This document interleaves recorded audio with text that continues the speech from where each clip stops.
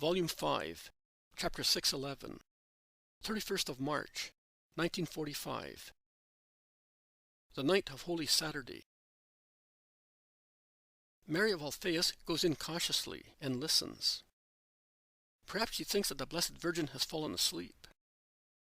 She approaches her and bends over her, and she sees her on her knees, with her face on the floor against the Veronica. She whispers, "Oh, poor wretch. She has stayed like that. She must think that she has fallen asleep like that, or she has fainted." But Mary, ending her prayer, says, "No, I was praying." On your knees? In the dark? In the cold? With the window open? See, you are frozen. "But I feel so much better, Mary. While I was praying, and only the Eternal knows how exhausted I was after giving strength to so many wavering faiths and enlightening so many minds that not even his death had illuminated, I seemed to smell an angelical scent, a heavenly freshness, a caress of a wing. Only for a moment. Not longer. A drop of pacifying sweetness seemed to be instilled into the sea of myrrh that had been submerging me furiously for 3 days now. The closed vault of heaven seemed to open a little, and a beam of bright love seemed to descend upon the abandoned mother. And I seemed to hear an incorporeal whisper, coming from an infinite distance, say, 'It is really all over.' My prayer, so far desolate, has become more peaceful. It became tinged with the bright peace, oh, just a nuance, with the bright peace that I used to experience in my contacts with God during my prayers. My prayers. Mary, did you love your Alphaeus very much when you were his virgin bride? Oh, Mary. I rejoiced at dawn, saying, 'Another night has gone by, one less to wait.' I rejoiced at sunset, saying, 'Another day is over. Nearer is my entrance into his house.' And as the sun set, I used to sing like a skylark, thinking, 'He will soon be here.' And when I saw him come, looking as handsome as my Judas, that is why Judas is my favorite, but with the eyes of a deer in love, like my James, oh, then I no longer knew where I was. And when he greeted me, saying, 'My sweet bride,' and I was able to say to him, 'My Lord,' then I think that if at that moment I had been crushed by a heavy cart or struck by an arrow, I would have felt no pain. And later, when I became his wife, Mary is lost in the ecstasy of recollections. She then asks, 'But why that question?' To explain to you what my prayers were for me. Multiply your feelings by 100, raise them to thousands of powers, and you will understand what prayer and the wait for the hour of prayer have always been for me. Of course, I think that, even if I did not pray in the peace of the grotto or of my room, but I was intent on the work of a woman, my soul prayed incessantly. But when I was able to say, 'Well, the hour to collect my thoughts in God is coming,' my heart would burn, throbbing fast. And when I got lost in him, then... No, I cannot explain this to you. When you are in the light of God, you will understand. All that had been lost for 3 days. And it was even more heart-rending than not having my son anymore. And Satan worked on these 2 wounds, laid one on top of the other, the death of my son and the abandonment by God, creating a 3rd wound, the terror of lack of faith. Mary, I am fond of you, and you are a relative of mine. Later, you will tell your sons, the apostles, so that they may persevere in their apostolate and triumph over Satan.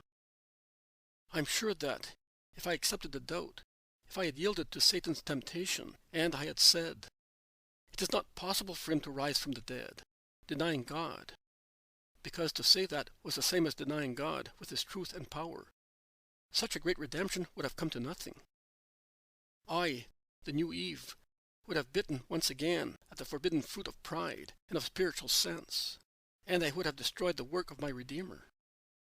The apostles will be continuously tempted thus, by the world, by the flesh, by power, by Satan. Let them be firm against all tortures, and the corporeal ones will be the lightest, so that they may not destroy what Jesus has done. You, Mary, should tell my sons. What do you expect your poor sister-in-law to say? Oh, however, if they had come, that they should run away at first, well, but later. You know that Lazarus and Simon were ordered to take them to Bethany. Jesus knows everything. Yes, but, oh, when I see them, I will reproach them severely. They behaved cowardly. That everybody else should behave so is understandable, but not them, my sons. I will never forgive them. Forgive them. Forgive them. It was a moment of dismay. They did not believe that he could be captured. He had said so. That is why I will not forgive them. They knew. So they were already prepared. When one knows something and believes the person who tells it, nothing surprises anymore. Mary, also to all of you he said, I will rise. And yet, if I could lay your breasts and heads open, on your hearts and on your brains, I would see written, it is not possible. But, at least, yes, it is difficult to believe. But we remained on Calvary. Through the gratuitous grace of God. Otherwise, we would have run away as well. Longinus, did you hear him?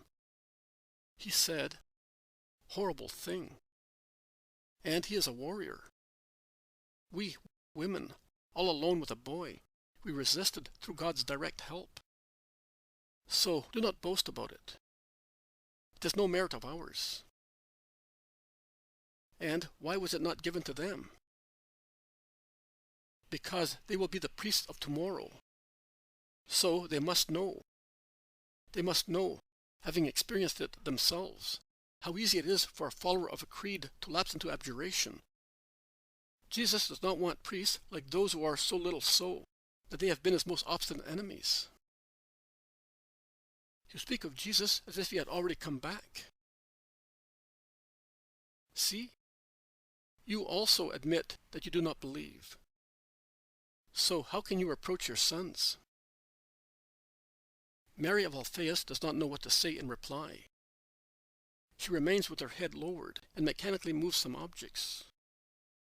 She finds the little lamp and goes out with it and comes back in after lighting it, and she puts it in its usual place. Mary is sitting once again near the stretched out Veronica. The Veronica in the yellow flickering little flame of the oil lamp acquires a particular liveliness, and the lips and eyes seem to move. Are you not taking anything? Asks Mary's sister-in-law, who is somewhat mortified. A little water. I am thirsty. Mary goes out and comes back with some milk. Do not insist. I cannot. Some water, yes. There is no more water in me. I think I have no more blood either. But there is a knock at the door. Mary of Alphaeus goes out. People can be heard talking in low voices in the hall. Then John looks into the room. John, have you come back? Still nothing? Yes. Simon Peter and Jesus' mantle, together, at Gethsemane. The mantle. John falls on his knees and says, here it is. But it is all torn and covered with blood. The marks of the hands are Jesus's. only he had them so long and thin. But it has been torn by teeth. It is very clear that this is the mouth of a man. I think it must have been Judas Iscariot, because near the spot where Simon Peter found the mantle, there was a piece of Judas's yellow tunic. He went there, later, before committing suicide. Look, Mother. Mary has done nothing but caress and kiss the heavy red mantle of her son, but, pressed by John, she opens it and sees the marks of blood, dark against the red of the blood, and the tears of the teeth. She trembles and whispers, "How much blood?" She does not seem to see anything but that. Mother, the ground is red with it. Simon, who ran up there in the early morning hours, says that there was still fresh blood on the leaves of the grass. Jesus, I do not know. He did not seem to me to be wounded. Where did so much blood come from? From his body, and the bitter anguish. Oh, Jesus, total victim. Oh, my Jesus. Mary weeps so distressingly, with an exhausted lament, that the women appear at the door and look in, and then they go away. This, while everybody was abandoning you. What were you doing while he was suffering his first agony? We were sleeping, Mother. John weeps. Was Simon there? Tell me. I had gone to look for the mantle. I had thought of asking Jonah and Mark, but they have run away. The house is closed, and everything has been abandoned. So I went down to the walls, to go along all the road we had gone on Thursday. I was so tired that evening, and so grieved, that now I could not remember where Jesus had taken off his mantle. It seemed to me that he had it, then that he did not have it. On the spot where he was arrested, there was nothing. Where we three were, nothing. I went along the path taken by the Master, and I thought that also Simon Peter was dead, because I saw him there, all crouched against a rock. I shouted. He raised his head, and I thought he had gone mad, so changed was he. He uttered a cry and tried to run away, but he staggered, blinded by his weeping, and I got hold of him. He said to me, "Leave me. I am a demon." I denied him, as he said, and the cock crowed, and he looked at me. I ran away. I ran here and there through the country, and then I found myself here. And, see, Jehovah made me find his blood here to accuse me. Blood everywhere. Blood everywhere. On the rock, on the ground, on the grass. I had it shed. Like you, like everybody. But I denied that blood. He seemed delirious. I tried to calm him and take him away, but he did not want. He said, "Here, here," to guard this blood in his mantle, and I want to wash it with my tears. When there is no more blood on the cloth, perhaps I will go back among the living, beating my breast and saying, "I have denied the Lord." I told him that you wanted him, that you had sent me looking for him, but he would not believe me. Then I told him that you wanted also Judas to forgive him, and that you were suffering as you were no longer able to do so because of his suicide.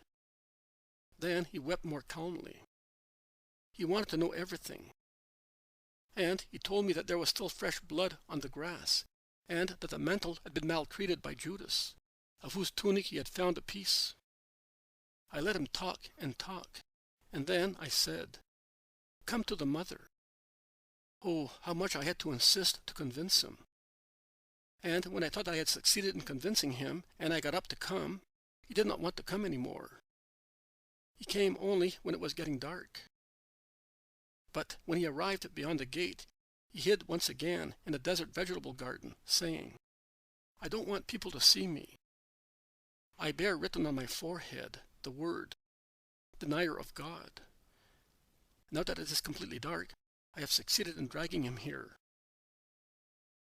Where is he? Behind that door. Let him come in. Mother. John? Do not reproach him.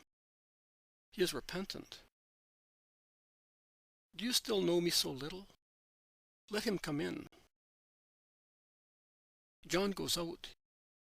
He comes back. Alone. He says, "Ye dare not. Try to call him yourself." And Mary calls him kindly, "Simon of Jonah, come." Nothing. "Simon Peter, come." Nothing. "Peter of Jesus and Mary, come." A sharp burst of weeping. But he does not go in. Mary stands up. She leaves the mantle on the table and goes to the door. Peter is crouched outside, like a dog with no master. He cries so loud and all curled up that he cannot hear the noise of the door that opens, squeaking, or the shuffling of Mary's sandals. He realizes that she is there when she bends so low as to take his hand, pressed against his eyes, and she compels him to stand up. She goes back into the room, dragging him like a little boy. She closes the door and locks it, and, bent with sorrow, as he is with shame, she goes back to her seat.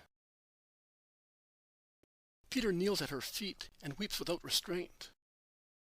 Mary caresses his gray hair, wet with the perspiration of sorrow. Nothing but such caress until he calms down. Then, when at last Peter says, "You cannot forgive me, so do not caress me, because I have denied him," Mary says, "Peter, you have denied him. That is true. You had the courage of denying him in public, the cowardly courage of doing that. The others, everybody except the shepherds, Manaen, Nicodemus and Joseph, and John, has only been cowardly. They have all denied him, the men and women of Israel, except a few women. I will not mention the nephews and Alphaeus of Sarah. They were relatives and friends. But the others. And they did not even have the satanic courage of lying to save themselves, or the spiritual courage of repenting, weeping, or the more elevated one of acknowledging their error in public. You are a poor man, or rather, you were, as long as you relied on yourself. Now you are a man. Tomorrow you will be a saint. But even if you are not what you are, I would have forgiven you the same. I would have forgiven also Judas to save his soul. Because the value of a soul, also of one only, deserves every effort to overcome disgust and resentment, to the extent of being crushed thereby. Bear that in mind, Peter. I will repeat it to you. The value of a soul is such that, at the cost of dying through the effort of suffering to have it close to us, one must hold it so in one's arms, as I am holding your gray-haired head, if one realizes that, by holding it so, it can be saved. So, like a mother who, after the father's punishment, presses the head of her guilty son to her heart, and more with words of her distressed heart that beats with love and sorrow than with the father's blows, reforms and achieves. Peter of my son, poor Peter who have been, like everybody else, in the hands of Satan in this hour of darkness, and you were not aware of it, and you think that you have done everything by yourself. Come, do come here, on the heart of the mother of my son's children. Here Satan can no longer harm you. Here storms abate, and while waiting for the Son, my Jesus, who will rise to say to you, "Peace to you, my Peter. The morning star rises, pure, beautiful, and making everything it kisses pure and beautiful, as happens on the clear waters of our sea in the fresh spring mornings. That is why I have wished so much to have you. At the foot of the cross, I was tortured because of him and of you, and how come you did not perceive it? And I called your spirits so loud that I think they really came to me. And closed in my heart, or rather, laid on my heart, like the loaves of the offering, I held them under the bath of his blood and his tears. I was able to do so because, in John, he made me the mother of all his progeny. How much I longed for you. That morning, in that afternoon, at night, and the following day. Why, poor Peter, wounded and trampled on by the demon, did you keep a mother waiting so long? Do you not know that it is the task of mothers to tidy up, cure, forgive, and lead their children? I will lead you to him. Would you like to see him? Would you like to see his smile, to be convinced that he still loves you? Would you?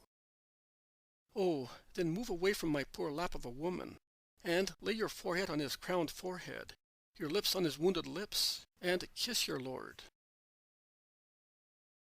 He is dead. I shall never be able. Peter, reply to me. What do you think is the last miracle of your Lord? The Eucharist.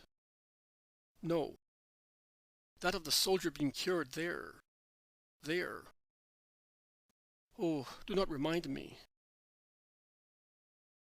A faithful, loving, strong woman met him on Calvary and wiped his face. And he, to tell us how much love can do, impressed the image of his face on the linen cloth.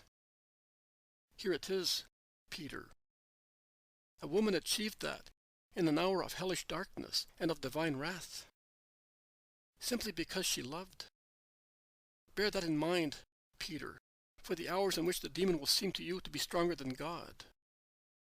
God was the prisoner of man. He was already overwhelmed, condemned, scourged. He was already dying. And yet, as God is always God, even among the most cruel persecutions, and if the idea is struck, God, who inspires it, is untouchable. So God to deniers, to unbelievers, to the men of the foolish wise, of the guilty, it cannot be, of the sacrilegious, what I do not understand is not true, replies, without any words, with this cloth. Look at it. One day, you told me, you said to Andrew, the Messiah showed himself to you? It cannot be true. And then your human reason had to bend before the power of the Spirit, that saw the Messiah where reason did not see him. On another occasion, on the stormy sea, you asked, "Shall I come, Master?"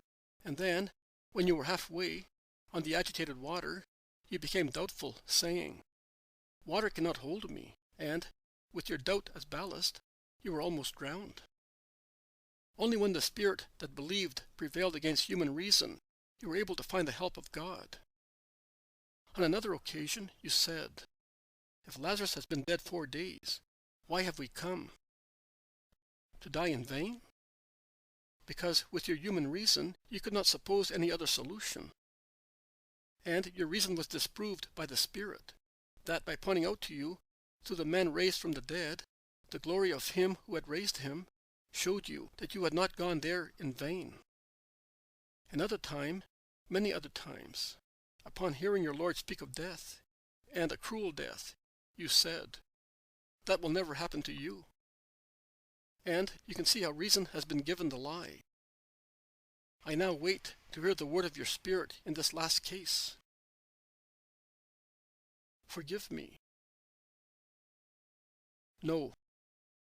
Another word. I believe. Another one.